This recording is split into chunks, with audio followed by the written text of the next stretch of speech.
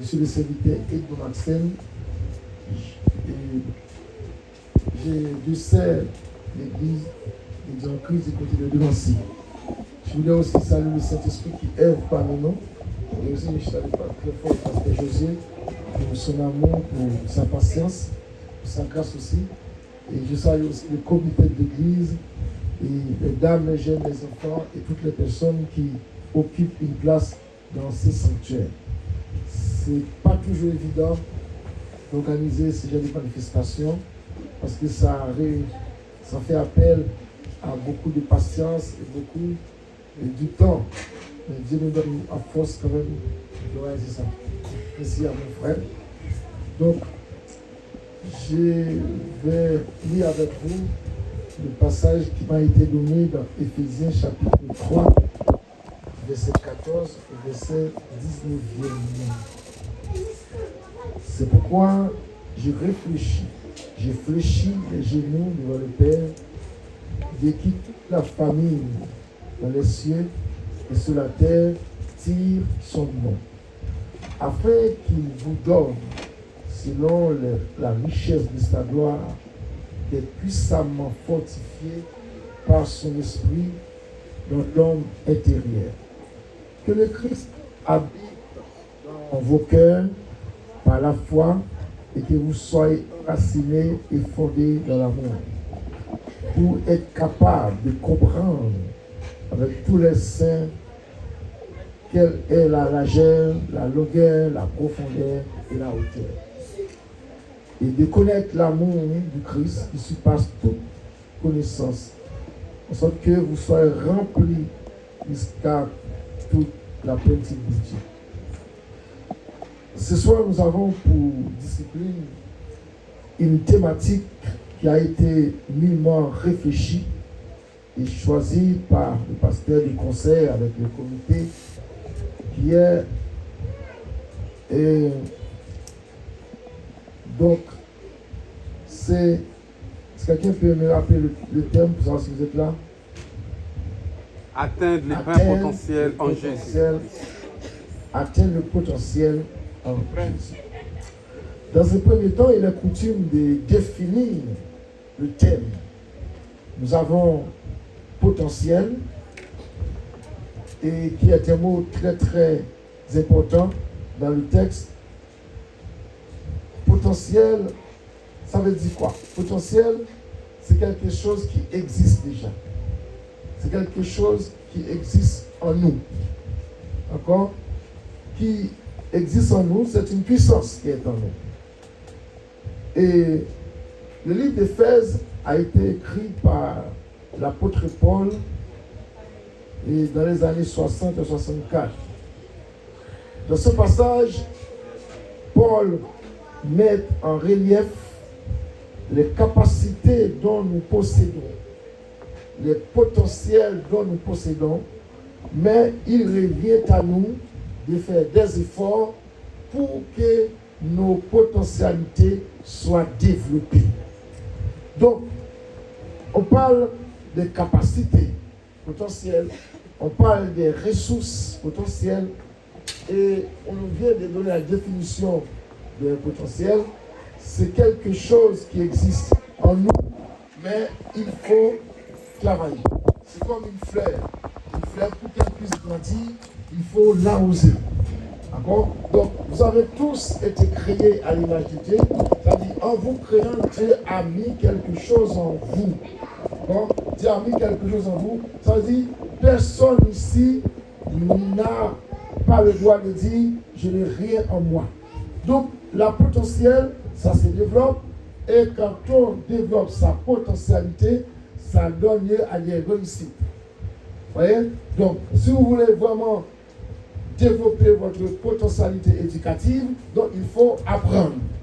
Il faut aller à l'école pour apprendre. Si vous voulez développer votre potentiel économique, il faut travailler. Alors, il faut travailler. Donc, vous voulez développer votre potentiel agriculture, il faut planter. D'accord? Il faut planter, il faut travailler.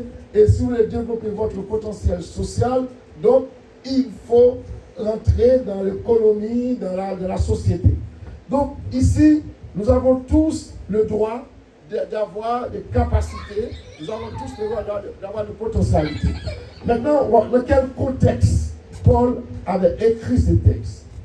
Paul écrit ces textes pour rappeler ce qu'on appelle les mystères qui sont cachés en nous. Nous avons le droit de révéler tous ces mystères.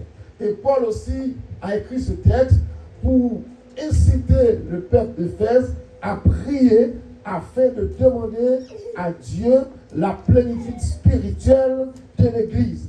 Donc, ça dit que Paul voulait souligner par là que pour que nous puissions grandir, il faut se mettre au service de Dieu et demander à Dieu sa plénitude. Maintenant, nous allons entrer dans la réflexion de la potentialité. Et vous savez, pour que la potentialité puisse voir le jour, il faut avoir la motivation. D'accord? Il faut motiver. Donc, chacun de nous, nous avons la responsabilité de motiver. La motivation, c'est quoi? La motivation, c'est agir. D'accord? Ce sont des systèmes de valeurs, ce sont des perceptions. Nous avons tous des valeurs, nous avons tous des cultures. Donc, nous devons agir, nous devons motiver notre potentialité. Et pour la potentialité, donner des réflexions, c'est la capacité de résoudre les situations. C'est la capacité d'atteindre le sommet. C'est la capacité d'avoir des idées exponentielles. C'est-à-dire qu'on doit tous les jours monter, gravir l'échelle de l'évangile. L'évangile de Jésus-Christ, ce n'est pas une chaise, c'est une échelle. Donc, dans l'échelle, il y a plusieurs barreaux. D'accord? Donc, au fur et à mesure, on doit gravir l'échelle de l'évangile. Hier, si ce n'est pas, vous avez des petites prières. Maintenant, il faut faire des prières agressives. D'accord? Il y a des prières agressives pour pouvoir déplacer le trône de Satan. Donc, la potentialité, c'est toujours être capable de parler de ses ressources. Je suis capable de parler de mes ressources, de ce que j'ai en moi. Vous avez tous des ressources en vous. Donc, pour développer cette potentialité, la Bible nous donne des moyens. D'accord? Donc, on ne peut pas développer sa potentialité sans la prière, sans la lecture biblique, sans le jeûne, sans l'adoration, sans avoir une culture de l'évangile. Donc, la potentialité, c'est gérer ses savoirs, gérer sa vie, gérer ses contenances, gérer ses contenus. Donc, à partir de là, nous pouvons comprendre que nous avons tous en nous l'intelligentsia. Personne n'est bête quand elle vient à Jésus. D'accord? En lisant la Bible, nous pouvons découvrir des grandes choses parce que nous possédons en nous, nous avons la compréhension de l'évangile. L'évangile ouvre les portes. L'évangile éduque les gens. C'est ça l'évangile. Donc, je viens de vous dire que l'évangile, c'est une échelle. Tous les jours, on doit prendre des barreaux. Et la potentialité aussi fait appel à la volonté. Il faut avoir la volonté. Il faut dire, Seigneur, je vais réussir. Je vais faire telle ou telle chose. Ne soyez pas perturbés avec les enfants. C'est pas laisser les. Donc, la potentialité, c'est la volonté. C'est avoir la possibilité de faire ce que Dieu nous demande. Rien n'est impossible à celui qui croit. Ce soir, il faut avoir une autre définition de vous-même. Il est à vous de définir votre vie. Comment vous êtes, comment tu es, comment tu étais hier, comment tu es aujourd'hui et comment tu seras demain. Vous devez vous projeter dans l'avenir, avoir des visions vectorielles. Projetez-vous dans l'avenir. Faites-vous des projets. C'est comme ça qu'on peut réussir. Et tirez parti du passé. Identifiez votre capacité. Donnez une image de soi. Une image positive de soi. D'accord? Vous avez plusieurs images professionnelles. Et hier, j'avais tel métier et je décide de changer de métier. Il est capable encore de changer la situation. Donc, la potentialité, c'est comprendre aussi la société dans laquelle nous vivons. Pour comprendre ce monde, il faut l'étudier. Nous vivons dans un monde très très compliqué. Si on reste de bois croisés, on ne peut pas comprendre cette société. il y a des enjeux, il y a des défis. Il est à nous de tous ces défis. Donc, maintenant, nous avons tous des compétences. C'est ça la potentialité. Si vous n'avez pas étudié la médecine, vous allez dire que c'est dur. Si vous n'avez jamais essayé, si vous n'avez pas étudié l'économie, vous ne pouvez pas dire que c'est dur. Si vous essayez, vous devez essayer, là je peux vous comprendre. Peut-être là, vous essayez des grands, mais vous ne l'avez jamais utilisé, vous n'avez jamais essayé. Celui qui n'essaie pas ne peut pas vraiment expliquer s'il était capable ou non de faire quelque chose. Donc, la potentialité, c'est diagnostiquer la situation. C'est ça, en nous, nous sommes capables. Et très souvent, nous nous limitons. Nous nous limitons parce que nous ne mettons pas en valeur notre capacité. Nous avons toutes des capacités à résoudre des problèmes, des capacités à se positionner, des capacités à demander à Dieu d'aller jusqu'au bout, des capacités à demander à Seigneur pourquoi je suis fait. Aujourd'hui, je dois changer de profession. Aujourd'hui, je dois changer de comportement. Dieu est capable de faire tout ça. Changer de situation, avoir une nouvelle situation. Dieu ne nous a pas créés pour souffrir. D'accord? La souffrance, Jésus avait tout pris à la croix. Le péché ne doit pas nous empêcher d'aller au ciel parce que Jésus lui-même a pris tous les péchés. Voilà pourquoi après avoir péché, il faut avoir le courage de présenter devant Jésus pour lui demander pardon. Pas devant des idéologies, devant une philosophie, devant un homme, mais devant Jésus. C'est une des potentialités.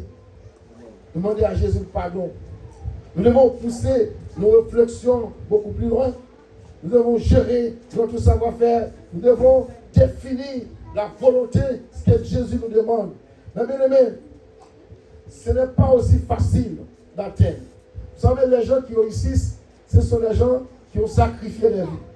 Ce sont les gens qui ont mis du temps de côté, qui ont pris sur leur temps pour se sacrifier. On ne peut pas réussir sans le sacrifice. Un athlète, c'est pas le jour des compétitions, il va être sur le terrain, mais ça se prépare. C'est tous les jours, il se lève très tôt le matin pour aller courir, pour aller s'exercer. Il n'attend pas que le jour de la compétition arrive pour aller s'exercer. Mais c'est ça la potentialité. Il faut les élever tous les jours. Il faut arroser cette potentialité par la prière du matin, par la prière du midi, par la prière le soir. Avant de dormir, Seigneur, merci d'avoir été avec moi dans la journée, au travail. Merci pour mes enfants, merci pour ma femme. Et Seigneur, tu as permis que je puisse rentrer chez moi sain et sauf. Ceux qui ont été à l'hôpital, je ne suis pas mieux qu'eux, mais tu m'as fait grâce. Tu m'as fait grâce. Voilà une potentialité. Parfois, si vous n'avez pas prié, vous pouvez chanter. Chanter la gloire de Dieu. Et à midi, le soir, partout où vous passez, vous chantez la gloire de Dieu dans le train, dans le bus, dans la voiture, où que vous soyez, chantez la gloire de Dieu. La potentialité, c'est admettre la souveraineté de Dieu. C'est élever Dieu. C'est faire l'éloge de Dieu. C'est ça la souveraineté. Nous avons des potentialités. Ce soir, je suis venu vous dire, tout est possible à celui qui croit. Tout est possible parce que Jésus, il ne change pas. La situation peut changer, les circonstances peuvent changer, l'église peut changer, mais Jésus reste immuable. C'est le seul homme qui ne change pas. Parfois, nous passons notre temps à faire confiance à des gens qui n'ont rien à faire avec nous. Prenez ce temps-là pour le confier à Jésus. Jésus, il connaît nos défaillances, nos chutes de chaque jour. Il voit tout. Jésus est le même hier, aujourd'hui, éternellement. Et je dois vous dire que vivre avec Jésus, ce n'est pas du temps perdu, c'est du temps gagné.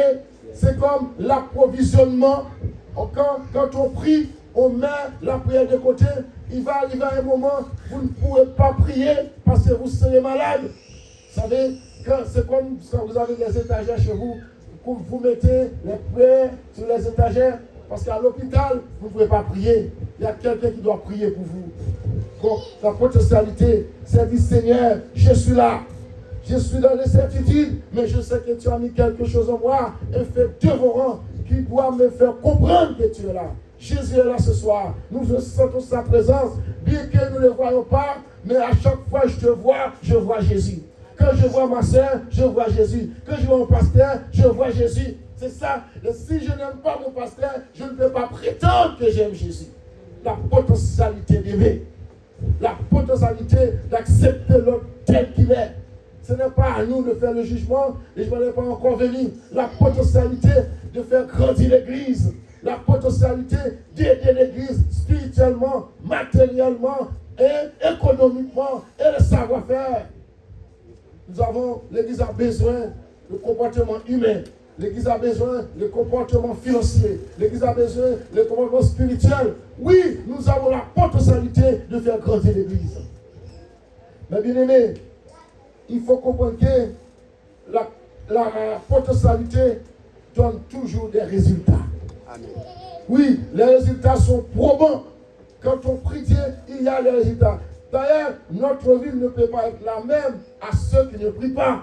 C'est ce qu'il y a de l'injustice sociale, c'est ce qu'il y a de l'injustice spirituelle, parce que Jésus a dit, viens à moi.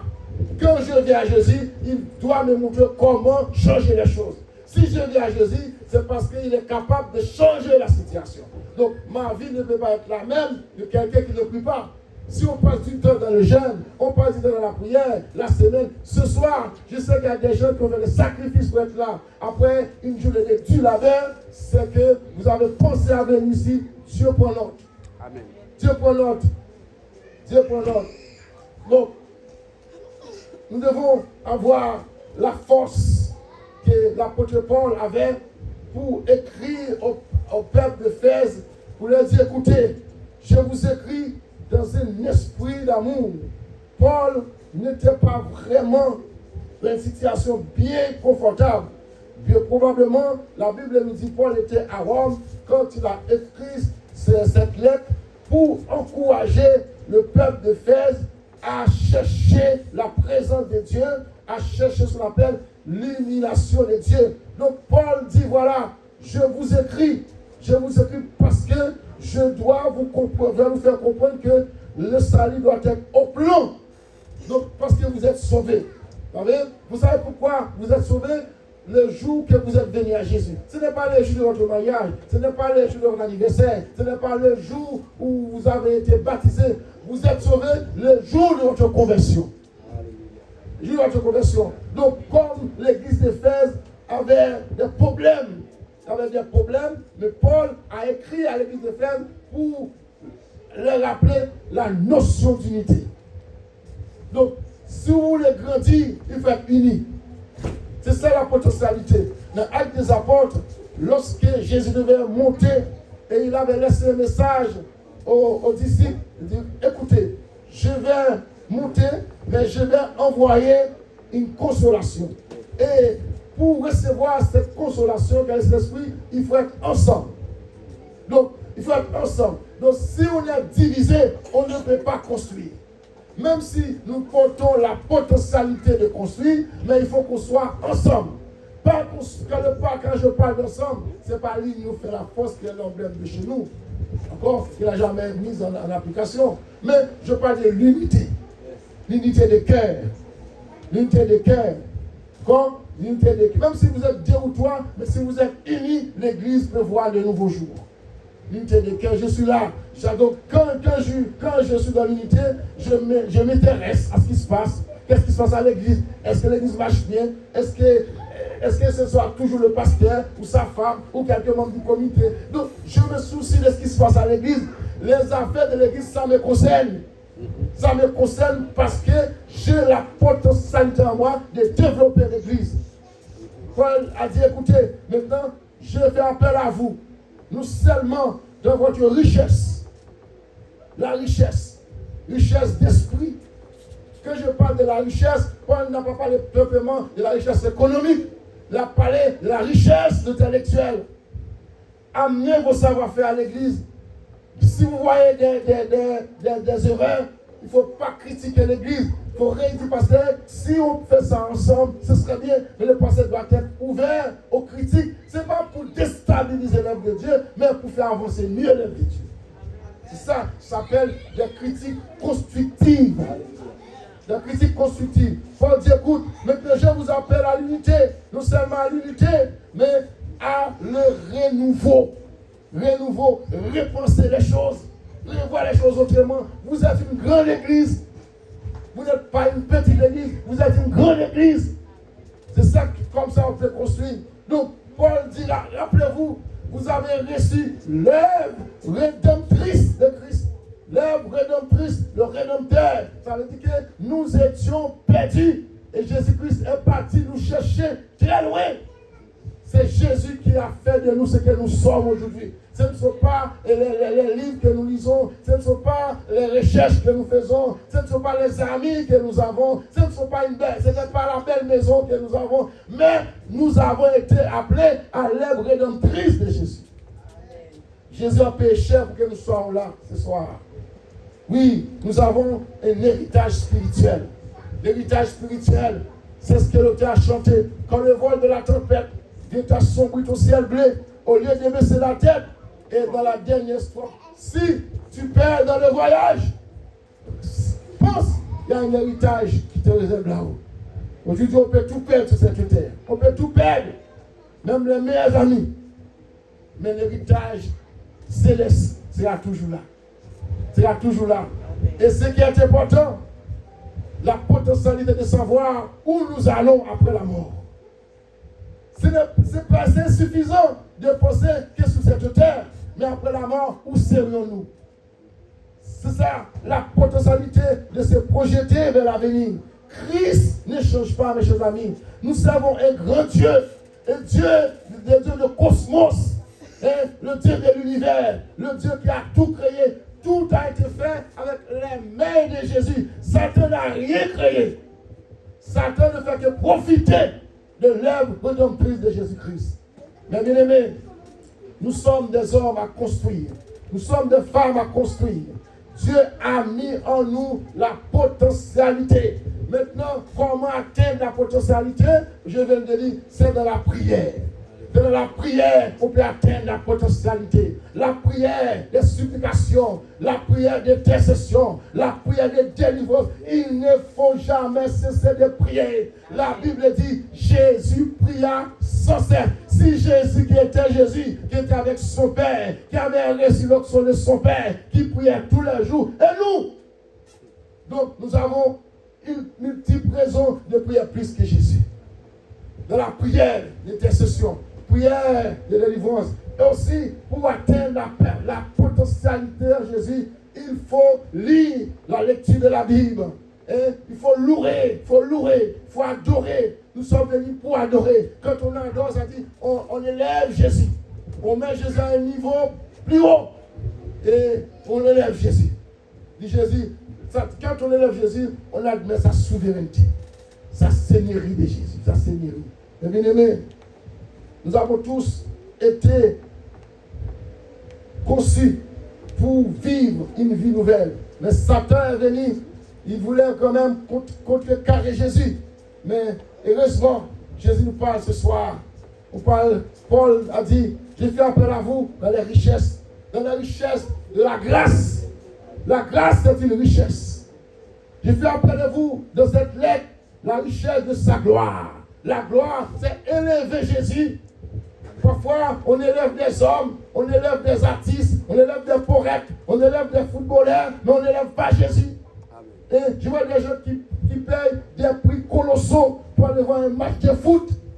Et quand on demande une participation à l'église, il y a toujours un main derrière. On gratte la tête. Je sais, voilà. Et même pour aller voir le match, parce que j'ai deux enfants, ils sont footballeurs, ils sont dans les clubs. Mais je vois comment ils prennent le temps. Ils prennent le temps pour regarder le foot. Ils ne regardent jamais un match. Mais pour aller à l'église dimanche matin, papa, je suis fatigué. Papa, je suis fatigué. Papa, je suis fatigué. Il y a toujours quelque chose. Donc, nous accordons plus d'importance à un monde matériel que Jésus. Et un monde matériel que Jésus. Vous allez voir payer 7 € pour assister à un match. Dieu seul sait si vous allez sortir vivant. Oui, dans un concert, vous allez payer. Mais l'église qui est votre église, c'est à vous de faire avancer l'église. C'est bien d'avoir une belle église, mais il faut payer les prix. Paul dit, je parle de la richesse, de la grâce que nous avons. Mais bien aimé, vous savez quelle grâce nous avons de faire d'être au service de Jésus? C'est une grâce. quand on dort, on se réveille le matin. Hier soir, j'ai fait une révélation. J'ai vu que j'étais à quelque part, tout est bien, avec ma femme et quelques personnes, et puis avec mon beau-père. Mais hier après-midi, nous étions ensemble dans un barbecue. Et puis dans la révélation, j'ai vu que ma belle-mère qui est venue pour annoncer la mort de mon beau-père. Je dis, bon, on était ensemble hier, voilà que tu viens d'annoncer sa mort. Dans la journée pendant que je travaille, j'ai reçu un coup de fil, un homme avec qui on a grandi ensemble. Ensemble en Haïti, il est entré à l'hôpital hier, il est mort ce matin. 45 ans, très jeune. 45 ans. Ça veut dire que la révélation que j'avais faite, Dieu m'a montré qu'il allait passer quelque chose. Donc, mes bien-aimés, je ne serai pas long, je sais que vous êtes fatigués. Mais il faut comprendre que la richesse de Christ, la richesse de connaître Jésus, hein, quelle assurance de connaître ce Jésus-là. Connaître Jésus, ce n'est pas le fait de venir à l'église, mais c'est de le comprendre, de passer du temps avec lui. De comprendre pourquoi il est venu nous chercher. Vous avez jamais réfléchi à ça? Des hommes noirs comme nous sommes, des femmes noires que nous sommes, Jésus est entré au plus profond de l'abîme en Haïti et pour nous mettre, non seulement en France, mais vous pouvez aller où vous voulez. Maintenant, la patrie n'appartient à personne. Mais ce qui est important, et puis il m'a réservé une place éternellement. Donc, je sais où je vais après la mort. Après avoir souffert sur cette terre, je sais où je vais. C'est ça qu'il faut comprendre. C'est l'essence même, c'est la quintessence même des chrétiens. Seigneur, merci de m'avoir réservé une place. Aujourd'hui, les gens se battent pour avoir des places dans le monde, pour avoir des places dans le gouvernement. Même dans la famille, on se bat pour se faire respecter. Et celui qui n'a pas d'argent, même un membre de la famille, il est rejeté quand il n'a pas d'argent. Il y a des familles qui sont comme ça.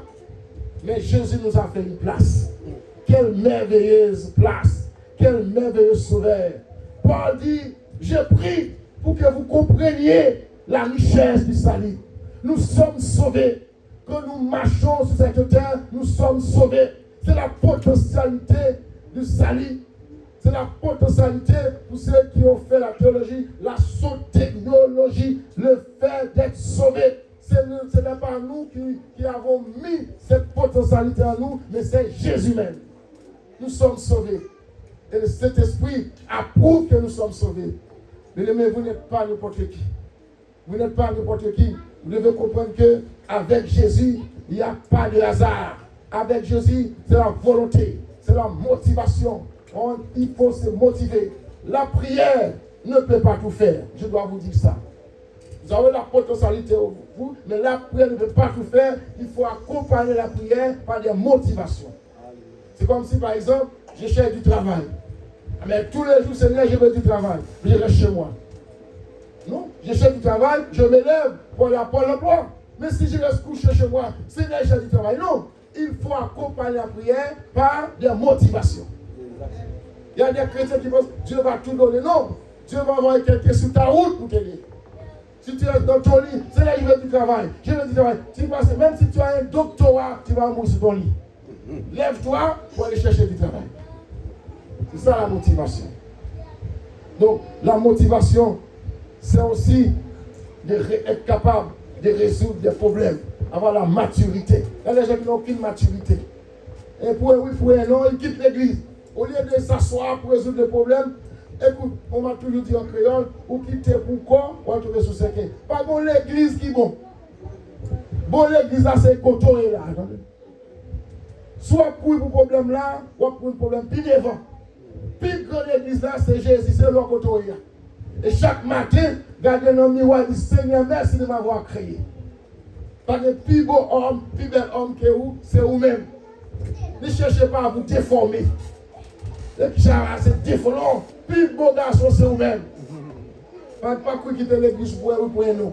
Parce qu'elle t'a dit, elle t'a mal regardé, quitter un problème, ou même suivre Jésus.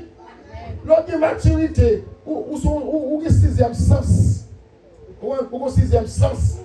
L'autre de maturité, ou leader l'invisible. Ou pas même bagarre tout le monde. Parce que les gens qui ont mené là, on a qui on a fait. Qu'on a fait, qui te met le monde faire du votage sous. Au bout de l'homme, on parle mal, il faut grandir. Mais plus on parle mal, plus on va me prendre plus. Vous pouvez me dire que son bagage qui va caler la caille, mal contre Jésus pour le montrer ça. Et je suis arrivé en France en 1990. Après, mes parents étaient là, ils vont venir dans une école. Vous savez, à Haïti, l'école Haïti, c'est un enfin, comment moi, ça va aller pour faire 2-3 jours. Moi, prochain, le ferme.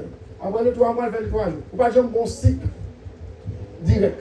Pourtant, les grandes écoles, par exemple, est-ce qu'ils vont à l'école? Le professeur dit, mais on va jamais venir. Les jours que j'ai eu mon bac, mettez-le dans mon jeu, mettez-le dans mon jeu, professeur. C'est-à-dire, il a réveillé en moi la potentialité du travail. Il a réveillé en moi le Saint-Esprit. Nous avons tous en nous le Saint-Esprit qui œuvre. Nous avons tous en nous quelque chose qui bouille, quelque chose qui brille, quelque chose qui transforme. Personne à soya pas dit Jésus va nous faire. Si vous avez une capacité là, allez pour Jésus. Son capacité de construire. Pas quitter le monde jouer avec personnalité parce que Jésus compte qui nous. Donc, la potentialité, c'est avoir des atouts, des expériences. Il faut parler de ces expériences à l'autre monde. Il dit, mon cher, soit moi de la jodia, mes côtés pour Dieu qui prend, c'est grâce à vous qui fait là. Avant de passer misère devant le caille monde, je dois me boucler caille tout. C'est ça, oui, vous parlez d'expérience. Mon cher me fait 10 ans, 15 ans, pas de papier, mais Jésus tape dans tout côté, pas de papier, il tape marcher avec moi. Il te ouais, moi, il va quitter mon grand goût, il va quitter mes milliers, mais il passe un peu pour sa courage. C'est ça, oui, la potentialité de souffrir. Il y a des gens qui parlent de souffrir. Dès qu'on marche à Jésus, il faut qu'il y ait patience. Il y a des gens qui viennent derrière, qui font tout ça qu'on l'homme veut faire. Bon, là, on va gagner. 30 jours pour là. Pareil, moun. L'homme a passé monter, qui t'a passé monter. Pareil, moun. Mais, restez dans le pied Jésus. La potentialité de souffrir. Et toujours voulu pour pas aller vite. Moun qui va aller vite là, qui t'a aller, mais moi, restez dans le pied Jésus. La bénédiction de Jésus, il n'est pas venu dans Concorde, il n'est pas venu dans train, il n'est pas venu dans avion, il n'est pas venu sous millette, ou même sous cheval, il n'est pas venu, il est sous tibourique. Il faut que patience pour attendre, il faut que courage pour attendre. Parfois, l'homme pressé, il ne faut pas n'importe comment, mais l'homme prend temps pour attendre Jésus, il va changer. Et Jean-Jésus parle de nous, la différence de la bénédiction là. Parce que c'est servir les servants pour nous. Nous avons tous des valeurs, des compétences. Nous avons les valeurs de l'évangile que Christ a mises en nous. Nous avons la tolérance. Il faut se tolérer. Tolérance mutuelle. Nous, l'autre la font erreur, pas craser, pas bousculer. Sous qu'à réparer ça. C'est ça que Jésus fait. Et lorsque nous avons un problème, Jésus a deux options. Soit les tirer le problème, non, ou bien les accompagner. Mais pas chez tout. Pour ça, là, sur nos problèmes, Jésus soit le tir le non, ou bien les accompagner. Soit pour qu'on tire la bonne expérience. C'est ça, la bonne force, la bonne maturité. Parce que le bon problème, plus devant, on va rencontrer, si on va avoir maturité, ça, on va faire face à un problème. Ça. L'église doit grandir. Ce n'est pas une question d'âge, même si on a 5 ans, 6 ans, ce n'est pas ça qui est important dans l'église. Ça qui est important, c'est faire pour connaître Jésus. Nous devons mettre la parole de Dieu en application. Donc, plus de bagages qui ont passé. Donc, nous souhaitons vraiment à Soya une autre façon de vivre Jésus. Ouais, Jésus comme Jésus, pas comme un homme. Ouais, comme un homme au monde, qui a un problème, on va le défendre. Pas player. Ce bagage va arriver. Parce que la potentialité là, il m'a dit qu'il faut souffrir. Il faut souffrir pour même Jésus. Parfois, il y a des chemins où on traverser. Jésus même pour passer par chemin ça. Il y a des chemins. Le peuple d'Israël, tu as traversé en journée. Mais je peux dire qu'il fait 40 ans. 40 ans de douleur, 40 ans de souffrance. Et Moïse, qui prend le peuple là, il ne peut pas arriver avec lui. Il ne peut pas arriver avec lui, mais c'est Josué qui arrive avec Israël. Lorsque on a Josué de l'habitant de gloire, il dit, monsieur, prends Pierre. Et Pierre, on va le mettre de l'autre côté. À chaque fois qu'on regarde Pierre, on regarde la seule souffrance qui nous passe. On connaît l'église qui a une vision, il y a un projet. Nous ne pouvons pas prêter là. Travail de main en main. Un jour, nous allons témoigner de force. Nous allons témoigner de tout ça nous avons planté. Et si nous plantons, ça a poussé. Nous avons commencé avec 6 personnes. Dans 6 ans, nous étions 4. Bon, pour qui ça? Parce que nous devons un petit côté de la plaque, faire mettre un seau que de l'eau.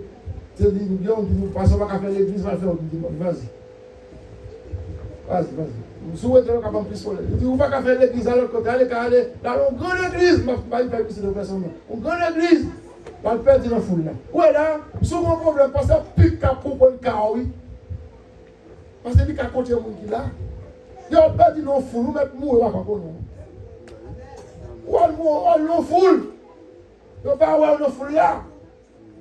Foule signifie en grec, la, théâtre. C'est ça, oui.